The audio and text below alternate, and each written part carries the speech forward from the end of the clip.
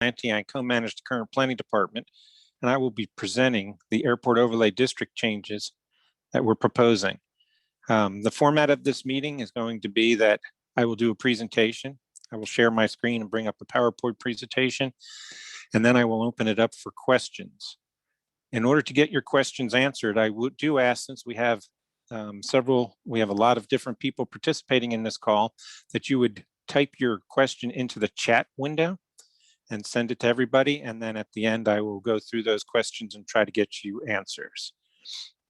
We do also have present the planning director, Sue Schwartz. Sue, would you like to make a few opening remarks? Thank you, Steve. Thank you, everyone, for giving us part of your evening. We hope we will have provide a good variety of information to help understand what the issues are involved and what this overlay will address, and if at the very least also where, as questions come up, where you can go for more answers. So with that, I will turn it over back to Steve, and we'll be moving along. Great. Well, thank you, Sue. To start off with, I would like to explain two of the tools that city planners have in order to guide development within the city of Greensboro. The first is the base zoning district, and the second are overlay districts. For a base zoning district, that is the classification for the zoning of property in the city of Greensboro, and those regulations are enforced citywide, and it has the uses that are permitted in the zoning district and the dimensional standards. And when I mention that it is citywide, if, for example, property is zoned commercial on the north side of town, it will have the same setbacks, height limits, and development standards as if property was zoned on the south side of town and had the same commercial designation. Overlay districts are different. Overlay districts are an additional set of regulations that pertain to a specific geographical area. And that is our airport overlay district, the geographical area being around the airport. The purpose of the airport overlay district is threefold: is to limit uses that are compatible to the airport operations, to minimize the negative effects of aircraft noise on homes, and to prohibit the construction of large structures which would interfere with the operation of the airport. As a result, there are two regulations that influence the airport overlay district. The first requires written documentation if someone is proposing a structure over 50 feet tall. That's going to be the last time you hear about that particular regulation, because that regulation is not changing. That will still be in effect for the airport overlay district. The ones that are going to be changing have to do with residential uses. The current regulations allow residential uses only on lots greater than 40,000 square feet, and again, only single family dwellings. Those are our current regulations. So like any overlay district, you have additional regulations and a specific geographic area. The specific geographic area we're using is the 60 DNL line from the airport area plan, which was adopted by the county in 2002. You're going to hear me talk and use lots of acronyms. The DNL is the day-night noise level, the average over a 24-hour period, where as part of the airport study, they had determined that that would be 60 decibels. There are several noise levels out there. There's two that are most commonly used, the 60 DNL and the 65 DNL. Prior to November of 2003, the city used the 60 DNL line. And in 2003 had changed over with amendments to our land development ordinance to the 60 DNL line. I think that is important because the FAA considers all land uses under 65 DNL, all land uses are compatible. Since that time, 2007, the airport has revised their Part 150 study, and the boundary of the 60 DNL line has changed. The reason for that is due to changes in the airport operations and the types of aircraft that are using the airport. So the City of Greensboro Planning Department has kicked off an effort to revise the Airport Overlay District. Our first goal was to adopt the changes to reflect a new map. When we started talking with stakeholders, we approached the airport and they raised some hesitation that if we decreased the area of the Airport Overlay District, we may run into problems if there's future development or future expansion at the airport and the noise cone, the 60 DNL line, was to increase. We do recognize that around in close proximity to the airport, there is still aircraft noise even outside of the 60 DNL line. Again, it's just a line on the ground. We know the aircraft noise travels past that line. We had two other goals in making changes to our land development ordinance. The first one was to continue to allow a use that a property owner had for his property, so we did not decrease any of the rights that a landowner would have. The second goal we had was to limit the number of nonconformities in the Airport Overlay District. With the 2007 maps and the change to the 60 DNL line, the Planning Department has decided to divide the current boundary of our Airport Overlay District into two sub-districts, and we'll call those sub-districts A and sub-district B. And as part of this presentation, I'll go through and explain the changes for each one of those sub-districts. In sub-district A, the boundary will be the 60 DNL line from the airport's 2007 study. And in that district, we will continue to prohibit single residential uses except for single-family detached dwellings on lots greater than 40,000 square feet. Those are the current rules, and those current rules will stay. The sub-district B, which is the area between that line and the current boundary of our Airport Overlay District, will be called Area B, and we will allow residential uses with two caveats. The first one being that if you were to do new residential, you'd have to include a disclosure or notification statement whenever you're selling property, so the future buyers will know that the property could be impacted by aircraft noise. The second caveat is if you were to build a residential unit in District B, you would need to use construction methods or building materials to actually decrease the sound inside the dwelling that is heard from the outside. We call that noise level reduction design.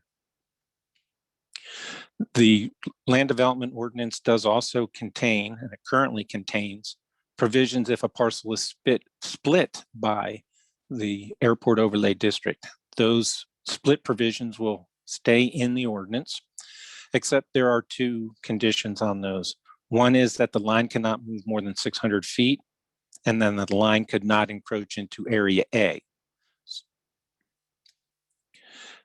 We have gotten the word out on these changes. Like I said, we met with the airport and stakeholders. The main reason I'm bringing this slide up on the screen is it has a link to our website. We have a dedicated website, a homepage for these changes we're making to the Airport Overlay District. And you'll see that it's greensboro-nc.gov/AOD, and we'll take you to that dedicated website.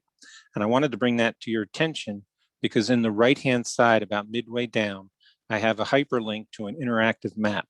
And that allows you to type in your address and it will bring up the property on a map and show you whether you're in District A, District B, or outside the overlay district. These changes were presented to the Zoning Commission. And as part of that process, the adoption process requires a recommendation by the Zoning Commission and then action by City Council. City Council has the final authority on this change. Several months ago, the airport asked for some changes to the regulations, which I just explained. One of the changes, or two of the changes that they asked for, is the noise level reduction requirements and the notification requirements for all property in the Airport Overlay District. Staff did not make those changes to the text amendment, because it did not meet two of the goals, as I stated previously in this presentation. One, it took away rights that a current property owner has, and number two, it would create nonconformities. And on the nonconformity side, by introducing these two new concepts, if there was an existing residential dwelling unit inside the overlay district that perhaps did not meet the noise level reduction requirements, if that dwelling was to be damaged or destroyed by a large percentage of its value, it could not be built back the way it is. It would have to comply with the current ordinance.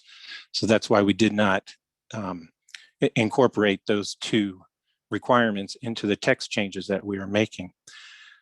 When this item moved from the zoning commission onto city council, the city council was made aware of the airport's request and asked us to actually come back with two options so they could consider making those changes. So you'll see there is an option A and an option B.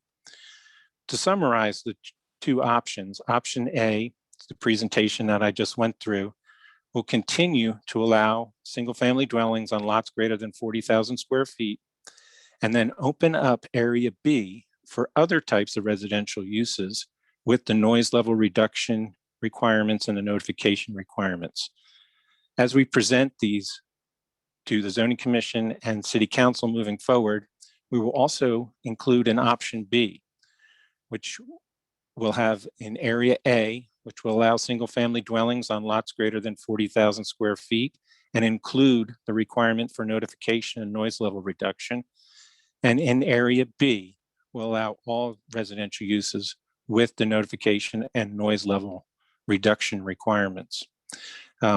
Before I open it up to questions, the next step in this process is to obtain a recommendation from the zoning commission, and that will occur on May 17th.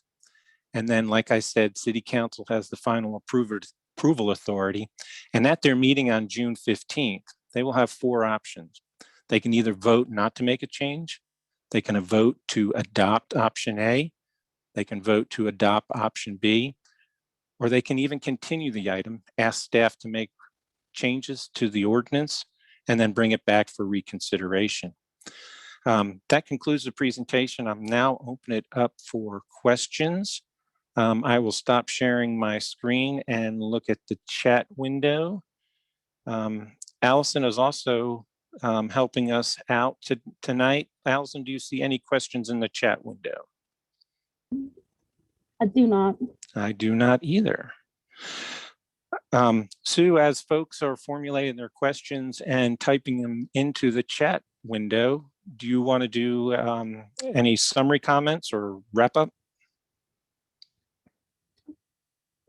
We do have a question. It says, please review option B again.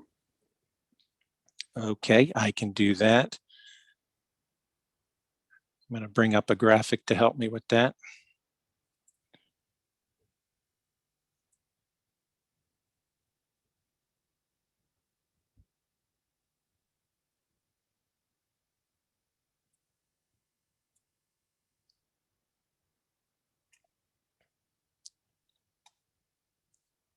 Okay, as you can see, I'm sharing my screen again. Option B, the changes would be that the text amendment, the changes to our overlay district will be the same as option A. It will divide the district into two sub-districts, a district A and a district B. And those geographic areas are exactly the same in each one of these options.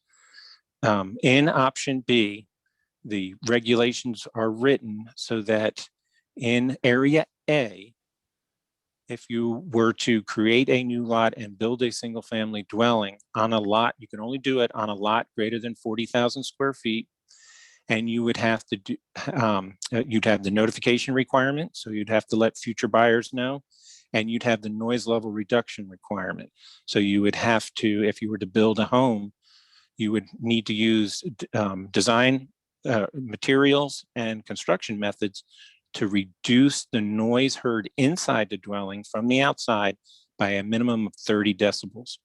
And also in area B, if you were to build a residential use, again, that area B will be opened up for all types of residential uses. You would have to use be required to do the notification and noise level reduction. So if per chance you were to do a subdivision and build a house on a lot greater than 40,000 square feet, you would still have to do the notification and noise level reduction. Whereas in option A, you would not need to do that. All right, I'm going to stop sharing my screen and look at the chat window. I've noticed that some have come in. Yeah, we've got one. It says, if one has not received a mail notice, does that mean no changes? With the first text amendment that we were processing, the main changes happened in area B, sub-area B. So we sent mailed notices to the landowners in area B. Since option B will actually change the development standards for property owners in sub-area A, we have now sent letters to everyone in the airport overlay district. So that's why you're getting letters at this time. Steve, it's also, but if you didn't, given the state of postal service, this might be a good time to show the map of where you can put your address in to double check and see where if you fall within the district. Certainly, I can do that. Let me navigate. Let's see how you can remote do that, Steve. Yeah. So while he's trying to find that, so we worked with our IT department to come up with a map, an interactive map that you can type in your address, and it'll let you know if you're in district, if you're the I can talk airport overlay district A or B, or if you're outside of it. So I'll shut up now and let Steve show you how he's navigating in there. Right, this is our dedicated website to the airport overlay district changes. And you'll see in the right-hand side, about midway down, you can see my cursor there, we have a link to an interactive map. Looks like I need to do a browser update. And what this will do is allow you to type in your address. I think one of the examples, a gentleman asked me about 2831 Fleming Road. You can type in your address and it will take you to the map to show you the location of the property, and that particular property is actually outside of the overlay district. You see it lists it, that is the label for that gray area is outside. It also allows you to navigate by either reducing the size of the map or increasing.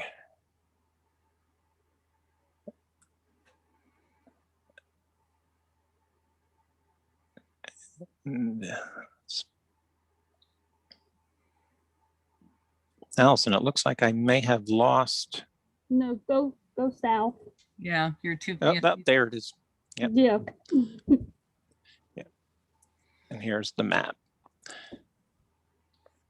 Green being the area A, and the pink or purple being area B. So if you were to type in an address, I'll just zoom in. 5720 as an example, Inman Road, it will show you that you're in area B. The other reason I wanted to bring up this map, and I think Sue asked me, is we have a tool for measuring. And I was explaining that the regulations, if a parcel was split by the outer boundary of sub-district B, we actually have a measuring tool here, so you can determine what would happen if we move that line 600 feet, keeping in mind that it could not encroach into area A. So it will allow you to do those measurements.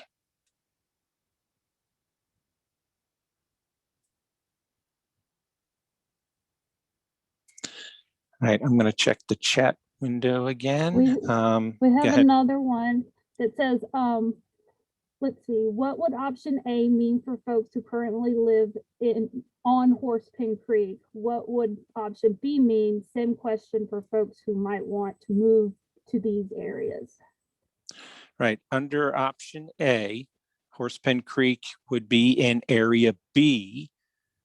So there would be, it would actually allow the land in Subdistrict B to be developed for residential purposes with those two caveats, the notification requirement and the noise level reduction.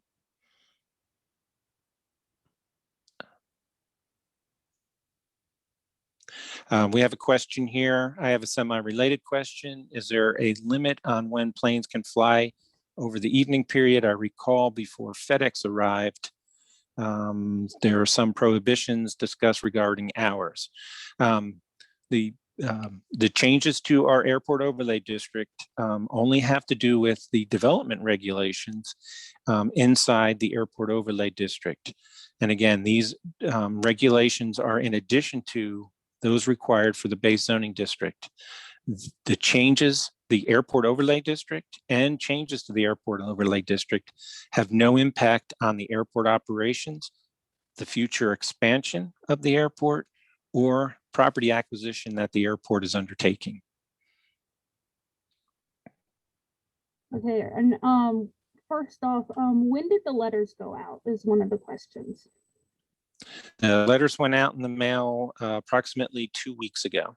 Actually, now it would be almost 3 weeks ago. And then what kind of land use will be approved, meaning will it morph to industrial, office, commercial, multifamily? Yes, in area A, since there is a strict prohibition on residential, area A, yes, will be developed as non-residential. And yes, you'll see the industrial commercial uses in that area. Subdistrict B, which will be opened up for residential areas, could have some subdivision and development requests that would be residential. And again, the base zoning district will still apply, and if it is zoned single family at this time, they would be permitted to do single family. If it was zoned, if they wanted to do a multifamily project, they would need to go through the rezoning process and actually assign a multifamily district.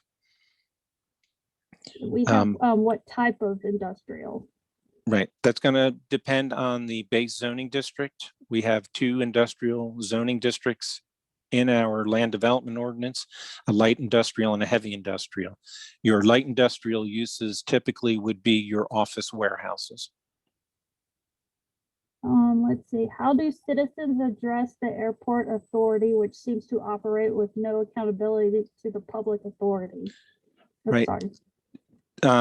Concerning noise, on our dedicated airport overlay district website, we actually have a number. If you want to contact the airport related to noise, we have a link to their website, which has a form that you can fill out. And I'm wondering, yeah, and it's a form that you can fill out with your name, address, and concern.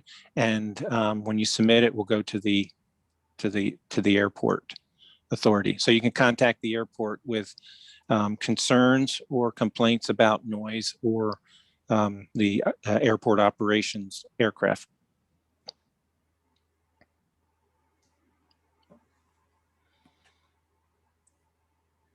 We've just got some saying that the airport hasn't been responsive to people's questions. Yes, we can understand that.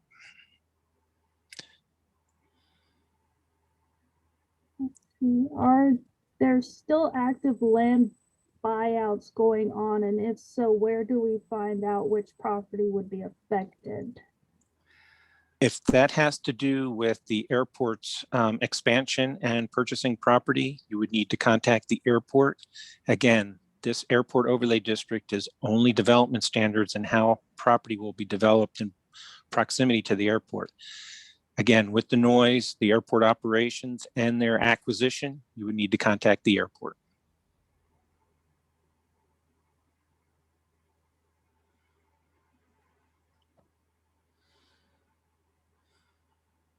And just so folks know, I have two computers going. That's why I keep looking left and right. I'm actually doing the presentation on my laptop and broadcasting on my iPad.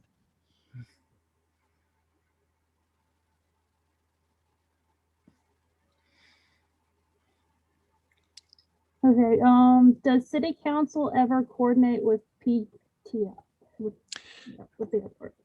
Yes, and I also, yes, our city council and the airport authority, yes, are coordinate quite often.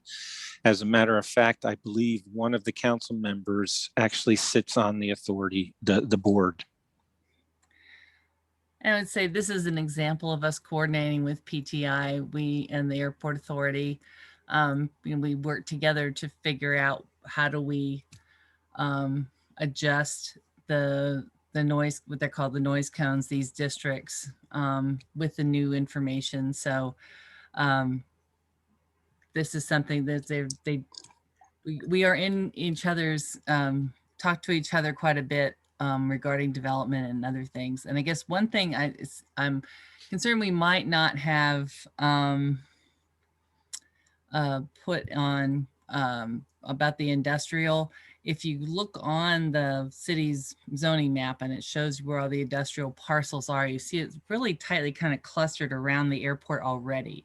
So we don't imagine a big, invasive amount of industrial, but we hope there is some, because that means jobs, and this area needs jobs. But that's doing that in the appropriate way with the appropriate land development regulations to protect public health and safety, and keep it appropriate distances applied, of course.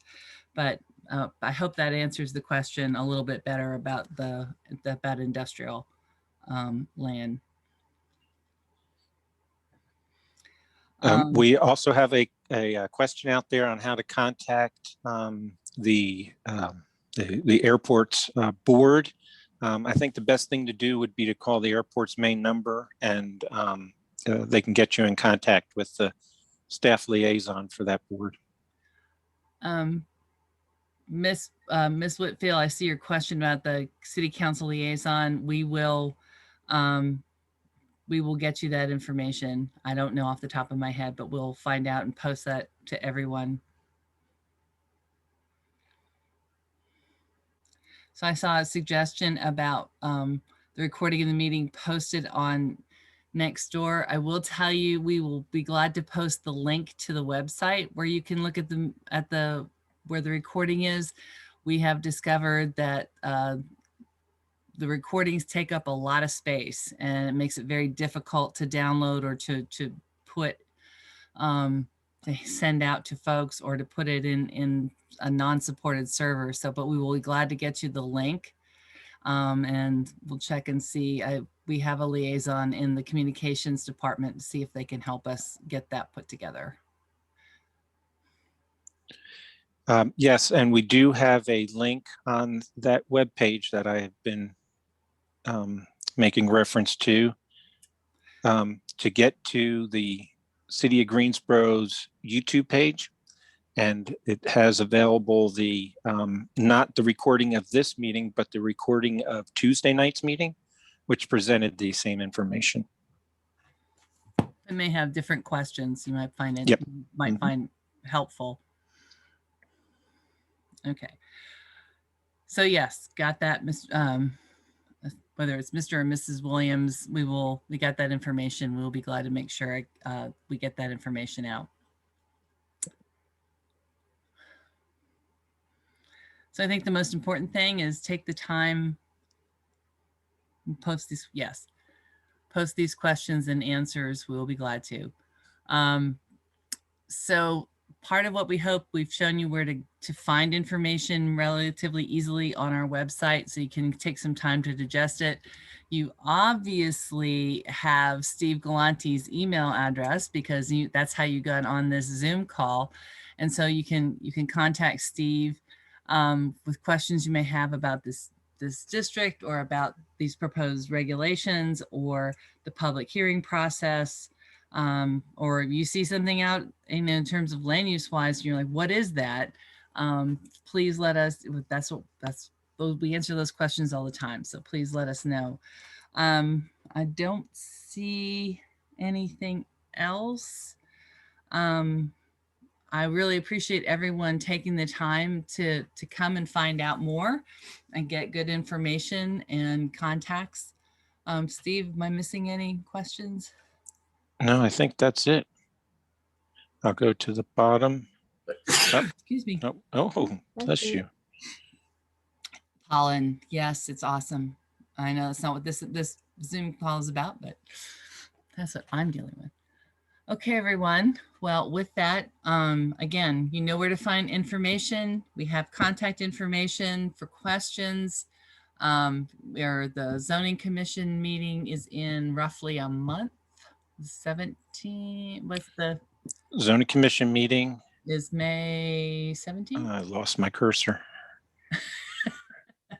I've lost my mind, so I think it is, yes. Yes, May 17th. May 17th. And so, and it is a Zoom meeting like this, but has a more formal, obviously because it is a city board and commission, but you don't have to come in.